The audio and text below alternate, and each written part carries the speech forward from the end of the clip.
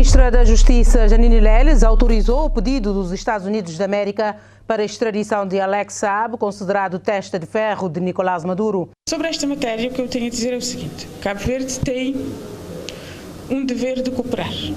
Nós respondemos a um pedido de colaboração internacional e, a partir daí, o processo segue a sua tramitação judicial. Há uma fase em que o governo é chamado a falar num processo administrativo, portanto, que é anterior ao processo judicial, e o governo se pronuncia mediante o parecer do Ministério Público.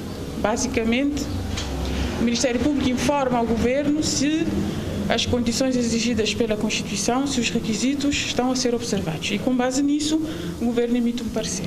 Explicou que a ministra tomou a decisão política e administrativa de permitir o processo de extradição do empresário que, segundo o governo da Venezuela, viajava como seu enviado especial com passaporte diplomático quando foi detido a 12 de junho pela Interpol e pelas autoridades cabo-verdianas durante uma escala técnica na Ilha do Sal. Eu não podia deixar de perguntar, visitou o Alex Saab, que é um caso atual, houve queixas de que realmente estava a sofrer alguma tortura. A comissão, por acaso, esteve na Ilha do Sal? Sim, visitamos a cadeia de Sal e tivemos a oportunidade de estar com o Alex. Sabe, não com o intuito de analisar este processo judicial, porque isto foge ao âmbito da intervenção da Comissão e, portanto, é um processo que está sob a alçada da Justiça e mesmo informações que possamos ter, obviamente que estamos sob o segredo deste processo, relativamente à situação do Alex Saab. Portanto, foi analisado de acordo também com a análise do sistema, que é o objetivo sempre das visitas, e na sequência estamos a fazer um conjunto de recomendações, sobretudo para a melhoria, digamos, da situação e da estadia dele na prisão, mais ao nível das condições. Já fizeram as recomendações? É assim, por norma, as visitas temos uma metodologia, iniciamos a visita com os responsáveis, depois entrevistamos os técnicos, os agentes prisionais e os reclusos, vamos a todos os setores, obviamente não conseguimos falar com todos os reclusos, e no final da visita temos sempre um briefing com os diretores. E neste briefing já fazemos logo algumas recomendações.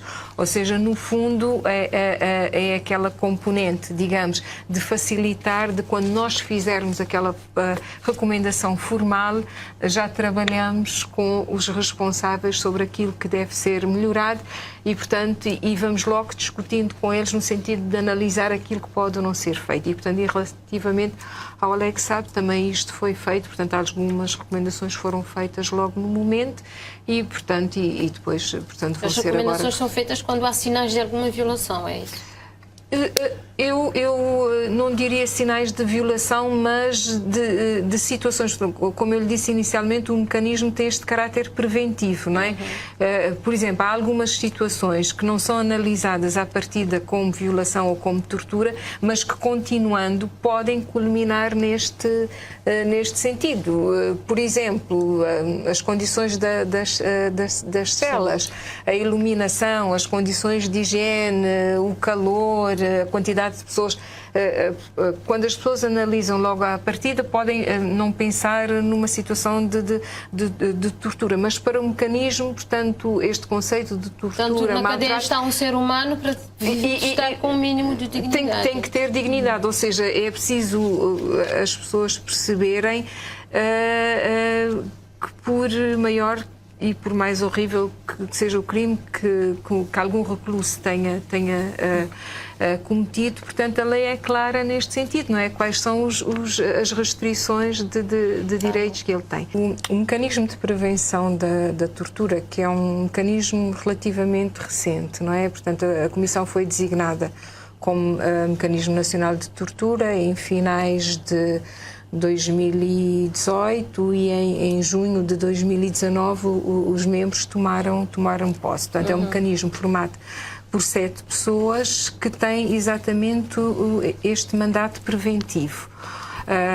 Que é uma coisa relativamente recente, porque muitas vezes quando se fala portanto, dos direitos humanos associa-se logo às situações de violação. Este mecanismo tem este caráter preventivo, ou seja, a ideia é analisar as situações antes que haja ocorrências e encontrando indicadores, alertar o Estado para que não se chegue a situação de violação e, portanto, atua exatamente nas situações de prevenção de tortura, maus tratos, penas ou tratamentos cruéis e degradantes, e tem também esta dimensão nova de conseguir fazer as visitas não anunciadas, não é? Portanto, ou seja, podemos chegar a qualquer momento e a todos os locais de privação de liberdade.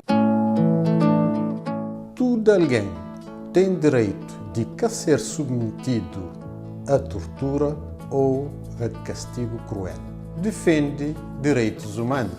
E a Comissão, apesar de ter esta autonomia administrativa, financeira e patrimonial, o que é fato é que nós estamos ainda no Ministério da Justiça, o que de alguma forma, portanto, compromete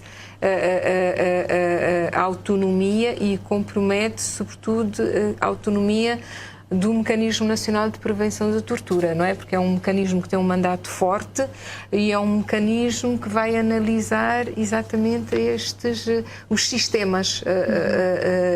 E aqui, portanto, não só em termos de um quadro de recursos humanos que realmente dê resposta a todo o país, não é? Porque nós estamos a falar de uma equipa de meia dúzia de pessoas. As pessoas às vezes não têm a noção do número de pessoas que trabalham na Comissão, portanto, para dar resposta ao país todo. Mas também esta questão de, portanto, obviamente, de ter um orçamento próprio, não é? De forma que efetivamente possa canalizar o seu orçamento de acordo com aquilo que avalia como sendo as necessidades do país, mas também que tenha, portanto, a total autonomia, não estar sob a dependência de nenhum, nem do poder político, nem executivo, nem Estado.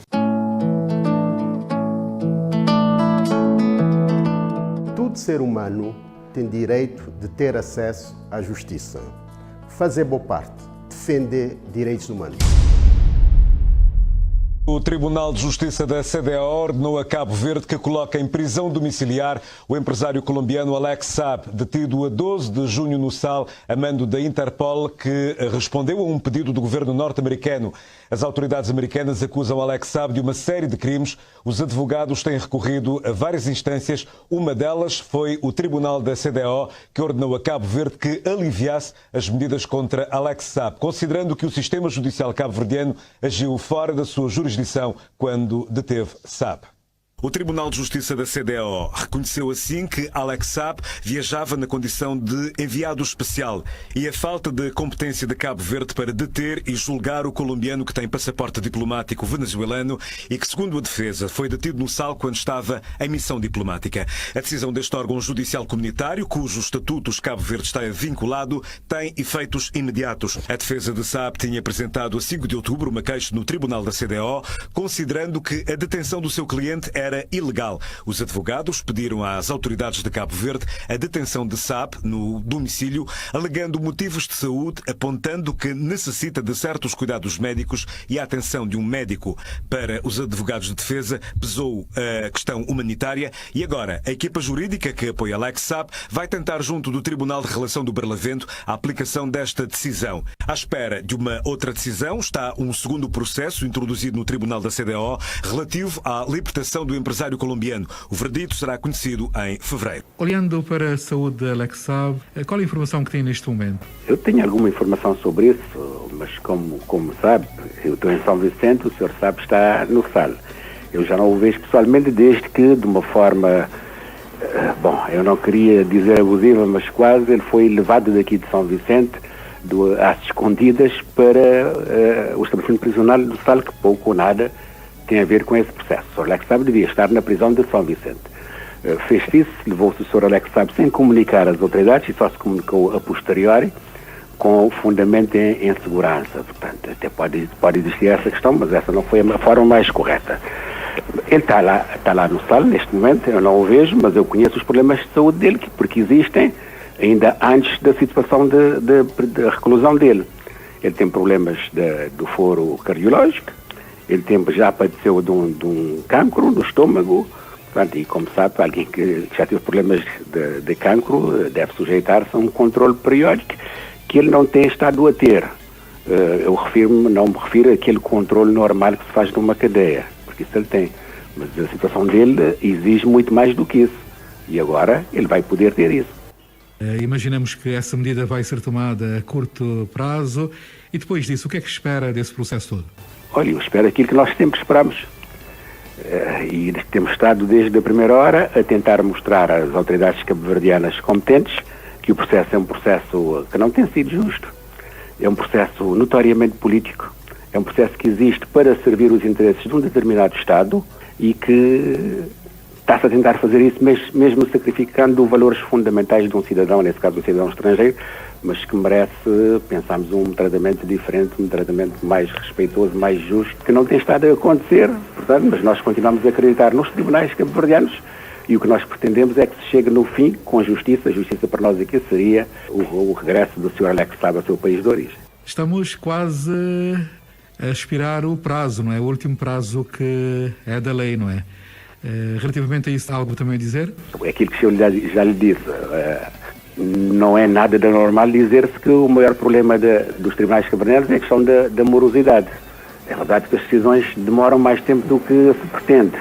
Agora, nós estamos aqui para também controlar, entre aspas, os tribunais. Se houver situações de excesso de prazo, estaremos em cima a reclamar e a pedir que se reponha a legalidade. O caso Alex Saab está a ser acompanhado com atenção pela Comissão Nacional dos Direitos Humanos e Cidadania, que visitou Saab por 2 vezes na cadeia. O presidente Zaida Freitas fez algumas recomendações para tornar o período do recluso menos doloroso.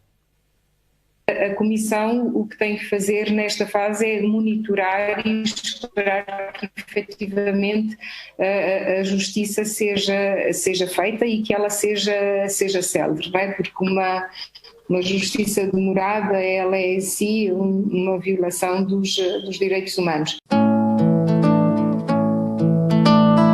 Todo ser humano tem direito a não ser preso, detido ou exilado injustamente. Fazer boa parte, defender direitos humanos. O Tribunal da Comunidade Económica dos Estados da África Ocidental, com sede em Abuja, Nigéria, da qual Cabo Verde é membro, pediu o fim do atual regime de encarceramento do empresário colombiano.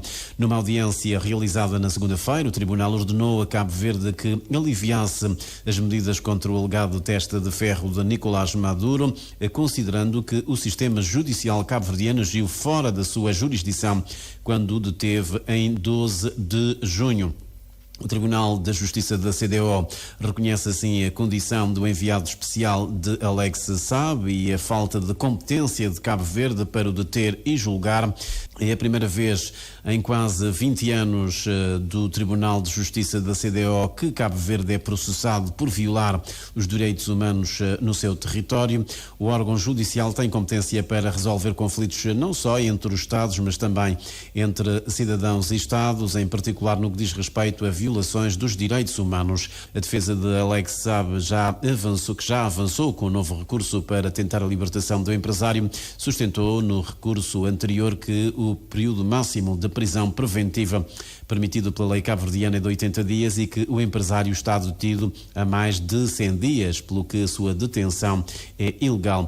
O Tribunal de Relação do Barlavento, na Ilha de São Vicente, a quem competia a decisão de extradição formalmente requerida pelos Estados Unidos, aprovou esse pedido em 31 de julho, mas a defesa de Saab recorreu para o Supremo Tribunal de Justiça, que ainda não anunciou qualquer decisão final. João de Deus, há juristas também que dizem que não faz sentido esse processo junto do Tribunal da CDO, porque não foram esgotadas, no fundo, todas as fases, todas as instâncias, não se pronunciaram ainda sobre este caso, portanto ainda Portanto, o processo retornou ao Tribunal de Relação de Barlavento, ainda o Supremo Tribunal de Justiça também não se pronunciou, o Tribunal Constitucional de Cabo Verde ainda não foi, digamos, chamado ao barulho, se me permite essa expressão, e portanto não fazia sentido, sem esgotar todas as instâncias de recurso, ir ao Tribunal da CDO. Não, isto não corresponde à verdade. É que o Supremo Tribunal de Justiça de Cabo Verde recusou 2 ou 3 habeas corpus. Portanto, sendo a última instância judicial, portanto, só se pode apelar, portanto, a um tribunal, portanto, de nível superior, neste caso da sub-região, que é a CDAO. Portanto, não há dificuldades jurídicas, portanto, nesse pormenor. Esse aspecto que está a dizer é importante.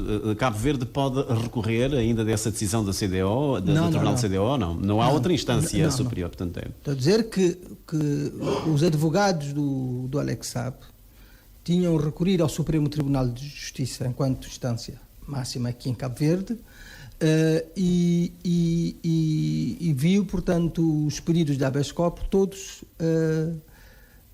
negados. Então, o recurso só podia ser para uma instância superior, que neste caso é da CDO, ou mesmo podia ser no Tribunal Penal Internacional. Portanto, como eles até já avançaram que podem ir, portanto, ao Tribunal da Haia, Internacional da Haia, em alguns casos, porque eu vi o Baltasar Garçom falar sobre esta possibilidade, em um último caso. Muito bem, sim, ele já tinha dito isso. De facto, fica aqui às vezes alguma ideia de que Cabo Verde está, eu não diria pressionado, mas tem sobre a sua cabeça esse pedido de extradição, o facto de o requerente ser os Estados Unidos, um país como os Estados Unidos, isso está a pesar um bocado. Eu admito que existe essa pressão, mas nós temos que saber lidar com pressões. Porque há uma pressão que é legítima e há uma outra que é ilegítima.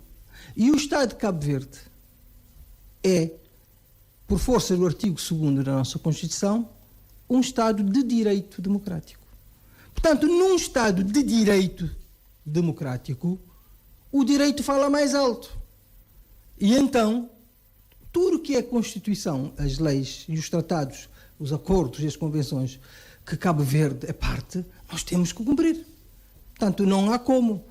Agora, aqui colocam-se várias questões, porque o governo tem que saber lidar com esse tipo de pressão, quer dizer, e sobretudo os tribunais não podem embarcar em situações dessas. Quer dizer, há que fazer cumprir a Constituição e as leis e os tratados e os acordos que nós somos parte. O nosso Supremo Tribunal de Justiça, apreciando o recurso que teve da decisão do Tribunal de Relação de Barlavento, mandou reanalisar a questão.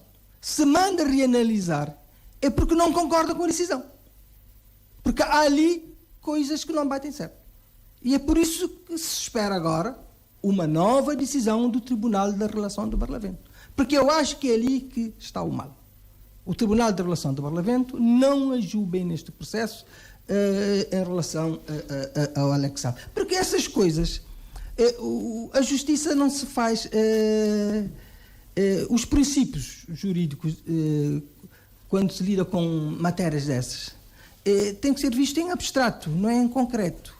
Abstrato.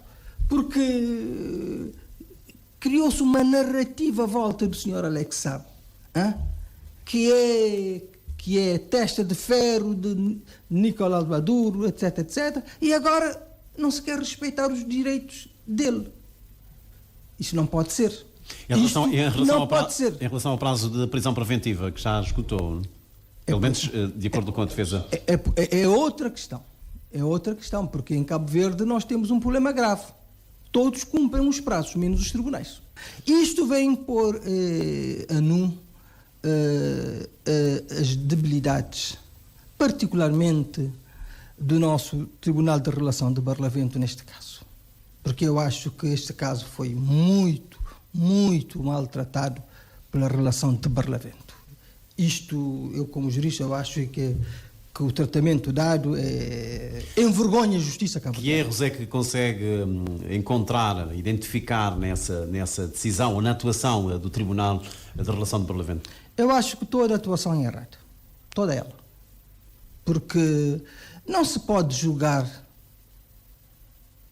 sem analisar os fundamentos de facto e de direito. Quer dizer, quando se julga já com um pré-julgamento na cabeça é complicado. Esse pré-julgamento é o quê? É que ele tem que, imperatorivelmente, forçosamente, a ser extraditado para os Estados Unidos? Eu acho, muito sinceramente, que aquilo que o antigo ministro dos Negócios Estrangeiros, José Brito, disse na televisão, e que muita gente estranhou, ele até foi criticado por aquilo, eu acho que ele é que estava certo. Porque há coisas que um Estado pequeno tem que medir as consequências dos seus atos. E nessas coisas nós temos que ter sempre presente o princípio da razoabilidade. E às vezes falha-nos. Mas Cabo Verde faz parte, assinou, digamos, o protocolo de cooperação judiciária internacional e, portanto, não pode eximir-se aqui das suas responsabilidades em matéria de cooperação judiciária do plano internacional. Não é disto de que eu falo. Agora, todos os pressupostos, os requisitos para detenção tinham que ser verificados. Isso não foi feito. Eu acho que a prisão do Sr. Alex Saab foi uma prisão precipitada. Agora, o Cabo Verde não pode estar pressionado porque qualquer Estado do mundo, mesmo que seja os Estados Unidos, não pode. Cabo Verde, como o Dr. João já disse, é um Estado, e como o Sr. Primeiro-Ministro já disse agora, é um Estado soberano. É um Estado soberano para não aceitar pressões de Estados. Portanto, a soberania vai de um lado e do outro. Sim, fala de um lado e do outro. Agora, Cabo Verde é um Estado soberano, não pode aceitar que os Estados Unidos ou outro Estado qualquer o pressione para vir cumprir ou fazer cumprir aquilo que viola a própria lei e a própria Constituição cabo-verdiana. Moisés Évora, já agora, em relação ao caso Alex Saab, há algum desenvolvimento depois da decisão do Tribunal da CEDEAO que decidiu pela sua colocação em prisão domiciliar em vez de preventiva? O que podemos acrescentar é que, como noticiamos também na passada sexta-feira, um elemento da defesa de Alex Saab pretendia entrar no país, mas o indivíduo não entrou no país porque, conforme o fez saber também a Polícia Nacional, não estava com todos os requisitos para que tal entrada fosse então efetivada. E a pessoa que chegou num avião privado teve que regressar à Inglaterra no mesmo dia. Um outro dado que podemos avançar, aliás já tínhamos feito alusão a isso também num outro apontamento, mas sabemos que Alex Saab está diminuído fisicamente. Ultimamente a sua condição física não tem sido a melhor. Toda gente tem direito a um julgamento público, imparcial e justo. Fazer boa perto, defender direitos humanos. Caso Alex Saab, Cabo Verde não vai cumprir a decisão do Tribunal da CEDEAO. A decisão do Tribunal da CEDEAO é ordenar que o colombiano Alex Saab aguarde o seu julgamento em Cabo Verde em prisão domiciliar, não vai ser acatada pelas autoridades do país.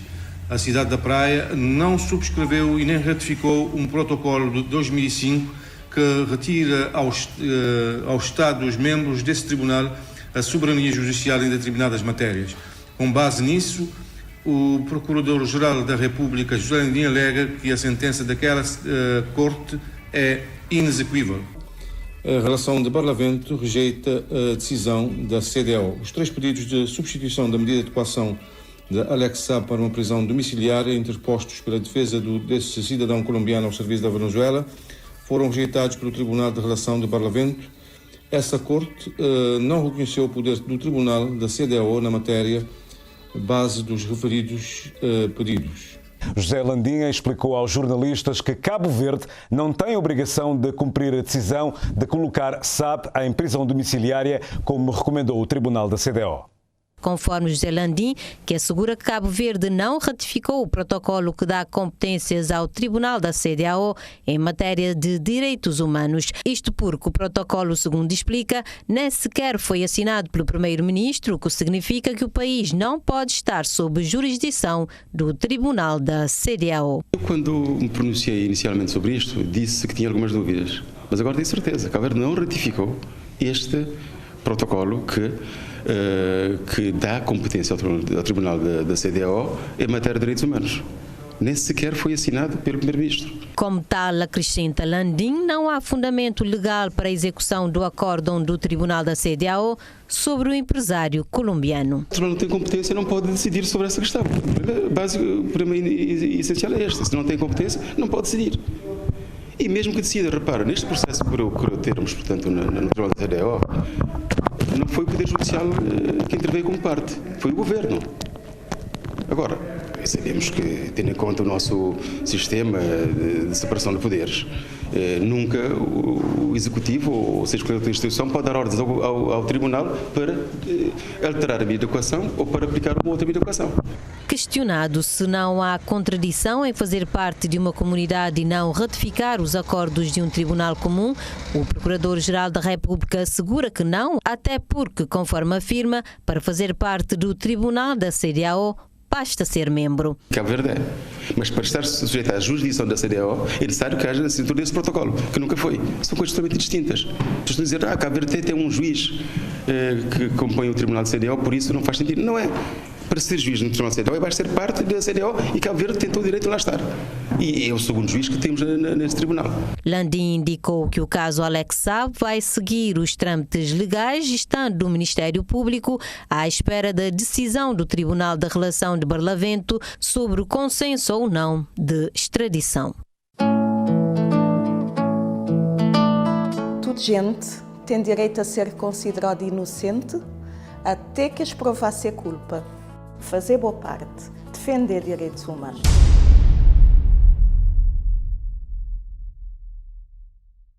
Quero cumprimentar o Sr. Procurador-Geral da República e dizer o seguinte, que efetivamente não há uma obrigação de fazer a extradição. A extradição não há um dever de extradição.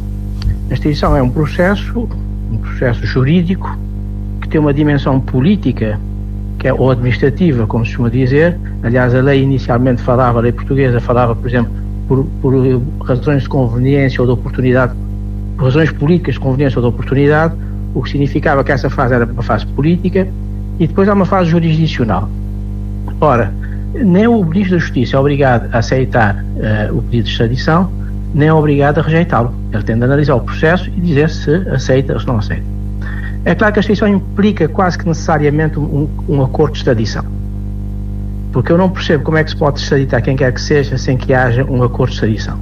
E não me falem na reciprocidade, porque a reciprocidade implica também um acordo, onde as partes estabelecem o princípio da reciprocidade. Ou seja, se dois países não têm um acordo em que permite a reciprocidade, no caso de cooperação judiciária, não é a lei de um país que vai aplicar-se no caso do pedido de um outro país para esse efeito. Eu tenho acompanhado o caso, ouvindo dizer que se aplica também, ou foi falado, na Convenção da ONU para combate ao crime transnacional. Ora, essa Convenção efetivamente permite que, em algumas situações, mesmo não havendo acordos de extradição, que os Estados partes possam cooperar na detenção, na perseguição de crimes como a corrupção, branqueamento de capitais, etc. É claro que isto também implica uma outra coisa, é que quando não há acordo de extradição, em especial naqueles países cujas constituições obriguem a que haja uma acordo de extradição para haver extradição, o que acontece é o seguinte, é que os Estados partem de depositar na Secretaria-Geral da ONU uma declaração a dizer que aceitam que a Convenção funcione como um acordo de extradição, ou funcione para efeito de extradição. Se os Estados não fizerem essa declaração, obviamente não podem invocar essa Convenção, porque a própria Convenção obriga os Estados que para extraditarem devem ter um acordo de extradição, e se o não fizerem, convencionalmente não estão obrigados a nada. Essa é a primeira questão. A segunda questão é quanto à detenção. Ora, o que acontece é o seguinte, por aquilo que eu vou vendo na imprensa, não sei se é verdadeiro ou se é falso, a detenção foi feita pela Polícia Judiciária cabo-verdiana a pedido da Interpol. Cabo Verde é parte da Interpol ou não? Essa é a grande questão. Porque, efetivamente, desde 1989, Cabo Verde consta na lista dos países que integram a Interpol. Provavelmente desencadeou todo um procedimento jurídico tendente a aderir à convenção que criou a Interpol. Embora há aqui umas questões delicadas para a Interpol que não vou aqui tratar, mas de qualquer modo hoje é considerado uma organização internacional e como uma organização internacional tem uma convenção, um estatuto, e que efetivamente a Interpol tem, e para ser membro de qualquer convenção, de qualquer organização internacional, o país tende a aderir, se não for fundador, tende a aderir a essa convenção. A nossa Constituição estabelece regras muito claras sobre a adesão a tratados, acordos ou qualquer protocolo internacional. Uma das regras essenciais, e eu tive a procura e não encontrei, é a existência da ratificação do acordo e da sua publicação. Eu não consegui localizar, posso ter visto mal, qualquer publicação de um acordo de cooperação com a Interpol. Logo, mesmo que a Interpol tenha inserido Cabo Verde como um dos membros que pediu a adesão e que integra a organização, sob um ponto de vista interno, a Convenção Interpol não funciona, não existe ainda, porque falta um momento que é chamada a fase de integração de eficácia. Ou seja, as convenções só vigoram na ordem interna cabo-verdiana depois de publicados, depois devidamente ou regularmente aprovados, ratificados e publicados. Faltando essa fase de integração de eficácia, ainda a convenção não existe. O problema que eu vejo na imprensa é que a detenção foi feita antes do pedido feito pela Interpol, ou seja, antes de ter sido recebido o pedido. Eu pergunto como é que Cabo Verde sabia que havia uma personalidade que ia transitar para o seu território e vai fazer uma detenção sem que tenha havido qualquer pedido, mesmo que fizesse parte juridicamente, tivesse tudo certinho, sob o ponto de vista Interpol. Se é antes, significa que a detenção neste momento traduziu-se numa detenção ilegal e que pode configurar até um crime de sequestro. Porque as detenções ilegais, a Constituição é muito clara quando fala das detenções de prisão preventiva e, portanto, tem de ser por uma ordem legítima e nesse aspecto, duas uma. Ou Cabo Verde, ou o senhor sabe cometeu um crime e Cabo Verde está a perseguir a senhora por crimes cometidos e Cabo Verde tem jurisdição, então muito bem, uma ordem do seu Procurador-Geral ou do Ministério Público validada por um juiz pode justificar a detenção, ou ele não cometeu qualquer crime em Cabo Verde e, portanto, se for verdade, se foi detido um dia antes, segundo dizem os jornais, de ter sido feito o pedido, temos que pôr duas questões. Como é que Cabo Verde sabia que aquele senhor tinha cometido um crime transnacional, se não tinha havido pedido nenhum da Interpol, primeira questão. Segunda questão, se não tinha nenhum pedido legal e o senhor, se não cometeu qualquer crime em Cabo Verde, não sei se cometeu ou não, como é que o Ministério Público pode perseguir um cidadão estrangeiro ou nacional que transita pelo seu território sem ter cometido qualquer crime e produz uma detenção? Essas são as questões que parecem-me fundamentais para ter em conta nesse caso. Disseram também os jornais que ele estava em missão de um Estado estrangeiro. Se ele estava em missão e comprovadamente tiver sido constituído em agente para uma missão especial, ele goza de todas as imunidades, de acordo com a Convenção de Viena, a Convenção de Nova Iorque sobre as missões especiais. Portanto, se isso é verdade também, há aqui um problema que Cabo Verde tem de explicar. Diz que cometeu um grande crime. Cabo Verde não pode julgar esse crime nem fazer a prova desse crime. Limita-se a receber o material norte-americano que indicia, digamos, a prática desse crime. Portanto, nós não podemos julgar de imediato dizendo ele cometeu um grande crime, vai ser julgado por esse crime. Eu não sei se ele vai ser julgado por esse crime ou por qualquer. Ele vai ser julgado, ele tem de ser julgado por crime por qual se pede a extradição. E, portanto, se é verdade ou se é mentira, isso é um problema que ultrapassa Cabo Verde, que não pode fazer o julgamento desses factos. O Cabo Verde tem de verificar o seguinte: há um acordo de extradição ou não há um acordo de extradição? Há. Se havendo um acordo de extradição, do quadro desse acordo de extradição, esse cidadão deve ser extraditado ou não deve ser extraditado, tendo em conta as leis cabo-verdianas aplicáveis ao caso. É possível ou não é possível? Deve ser detido preventivamente ou pode ficar em liberdade com certas obrigações, nomeadamente comparência em atividades policiais?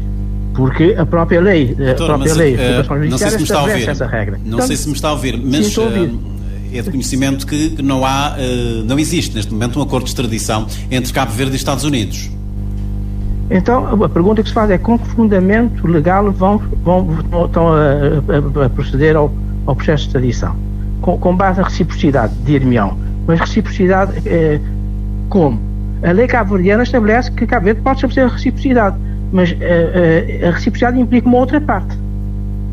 A outra parte tem algum acordo de reciprocidade? Quer dizer, a reciprocidade não é unilateral. A reciprocidade é bilateral. E, portanto, para eu ter a certeza que há a reciprocidade, eu tenho que ter, digamos, um instrumento jurídico que me garante essa reciprocidade. Eu não tenho. A extradição é um processo muito mais complicado e, por isso mesmo, é que a própria lei de cooperação judiciária cabo-verdiana regula de forma especial a extradição. Se reparar, regula a extradição ativa e passiva e faz uma regulamentação especial. E, portanto, porque isto põe em causa a liberdade das pessoas, que é um princípio sagrado da Constituição cabo-verdiana e das Constituições europeias e das Constituições que respeitam a dignidade humana e os direitos humanos. E, portanto, esse é um princípio que se tem de respeitar. Não se pode falar de reciprocidade à toa, é combate com o princípio de reciprocidade. Mas como? Disseram lá tempos que há uma convenção da ONU. Cabo Verde pediu aos Estados Unidos para demonstrar que fez o depósito da declaração, a dizer que, não havendo acordo de extradição, pode a convenção servir de base para esse aspecto. Cabo Verde fez essa declaração quando assinou, ratificou a convenção. Está algum depósito nos Estados Unidos, na Secretaria-Geral das Nações Unidas. Isso é que temos de saber. Porque não se pode parar à toa, porque há crimes graves. Crimes graves temos de persegui-los e puni-los, mas temos de persegui-los respeitando as regras, sob pena de estar a participar num processo com irregularidades, porque se entende que há crimes graves. Isto seria o fim do Estado Democrático de Direito e do respeito do direito, porque crimes graves há em todo o lado. Em Cabo Verde há muitos crimes graves que se cometem e ninguém é perseguido, porque o juiz, o procurador, o advogado, o cidadão entendeu que há um crime grave. Dr. Vladimir, deixa-me perguntar-lhe o seguinte: quando na fase administrativa a Ministra da Justiça dá um parecer positivo, dá a sua autorização, depois de ter consultado um parecer do Ministério Público, do seu ponto de vista, digamos, o destino desse processo já está pré-determinado? Isto pode condicionar a Justiça ou não? Nós estamos num Estado de Direito Democrático, os tribunais são independentes, mas já há aqui uma autorização da Ministra da Justiça. Isso influi depois no aspecto judicial?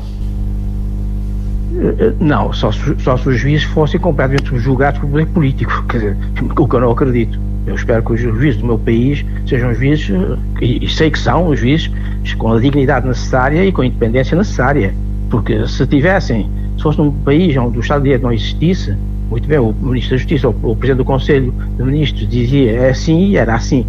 Como é um ato administrativo do Ministro, o ato administrativo pode ser impugnado por ilegalidade. Quer dizer, podíamos ter um ato administrativo a ser impugnado e, portanto, suspendia o ato eventualmente, há casos de impugnação em que suspende o ato, portanto, o ato não é vinculativo e teríamos que esperar que o Conselho decidisse, não é? E teríamos um processo administrativo a correr ao lado de um processo criminal. Mas que o processo criminal só podia prosseguir com o Procurador-Geral autorizado pelo Ministro a prosseguir com o processo, mas se o ato está suspenso, o Ministro ainda não decidiu.